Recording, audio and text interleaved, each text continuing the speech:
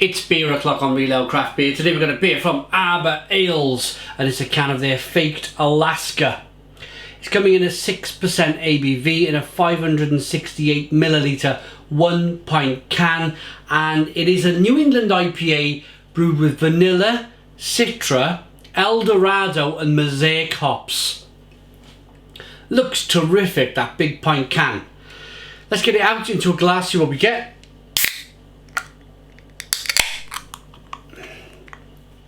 Nice bit of smoke on the can opening. Beer in the glass then.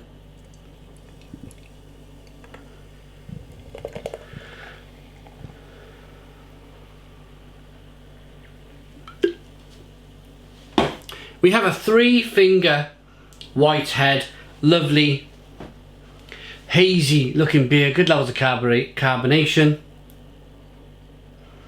I'd say it's a hazy straw coloured ale. It looks exactly like a New England IPA should. Many thanks to the viewer who sent me this beer. Cheers to you, thank you. Let's get the aroma. Oh my goodness me, oh wow! That just smells terrific, absolutely terrific. In fact, I nearly went down on my, I was like, kind of like, woo, swooning round with this beer in my hand because it smells so good. And I nearly locked my knee. Oh, it smells beautiful. New England IPA, yes, of course. I read a little bit of the label today. It's part of the description, part of what the beer is. Yes, there's vanilla. There's definitely vanilla coming through. And then a touch of mango and passion fruit and grapefruit. Tangerine flavours. It smells good. It smells good. Let's dive in. Cheers.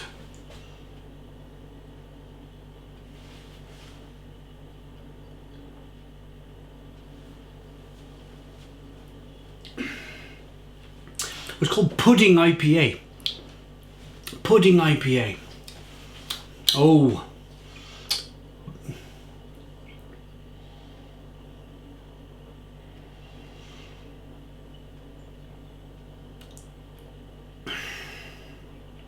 Yeah, it's very dessert-like.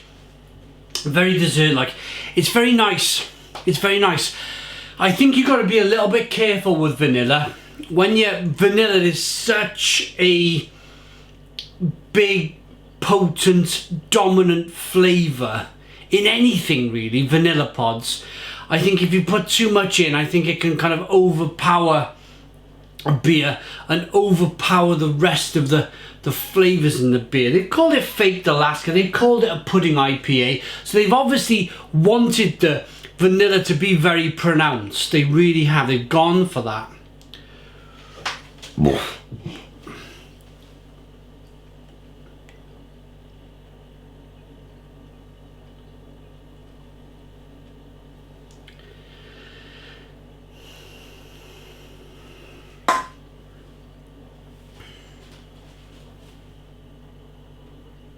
So a little bit more kind of, I got the rest of the beer out now and it's changed it a little bit. It seems to be a little bit more of a pineapple flavour coming through now,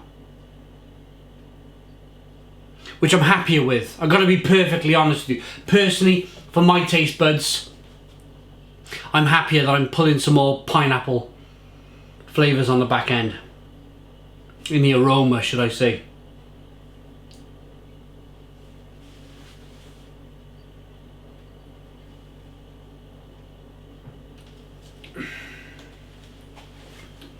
Yeah, that's more like it. That is much more like it. What happens sometimes with the beer is the sediment falls to the bottom of the, in this case, the can. And it just took me to drink a few mouthfuls of the beer and get the rest of the can in, just to get some more of that flavour through. And thankfully, it's more of a kind of a pineapple stroke grapefruit kind of, yeah, pineapple flavour.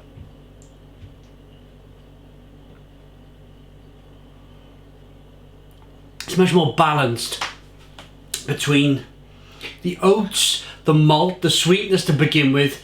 Then you get that kind of caramel stroke vanilla, and then you get the kind of, it's all very quick, it's all in the middle, and then you get that lovely juicy tropical flavour in the middle, but towards the back edge of the middle of the flavour. Does that make sense to you guys? Next to no bitterness in this beer. I like it. I like it, I really do. Not much to say. The brewery hasn't really said too much on the side of this can about the beer. I'm a big fan of Arbor Ales. They're brewed in Eastern. They're based in Eastern Road in Bristol. If you want to go and check them out, I'm gonna rate it. I'm gonna rate it. Looks good, smells good, tastes good. This beer, it got there in the end for me. It took a little bit of time. Maybe I should have used a pint glass. Maybe this was on me. Maybe it was on me. But I like to use these nice kind of goblet glasses because I find they pull more flavours. This beer doesn't really deserve to be in a pint glass, if I'm honest. It deserves to be in something like this. So, a little bit of swings and roundabouts. We managed to get the rest of the flavour from the hops into the beer at the end. So, if I'm honest, the way the beer review is going, you could probably tell by the way I was speaking, it saved it. It saved the beer in the end. I like it enough to give it a 7 out of 10. It's a 7 out of 10 for me, Real Craft Beer. I was talking about the vanilla flavours being, or they could be too prominent. I reckon if you kind of, I suppose if you love vanilla, you're going to love the beer. I'm not a massive fan of vanilla, so for me it's a 7. It could be a bit different for you guys.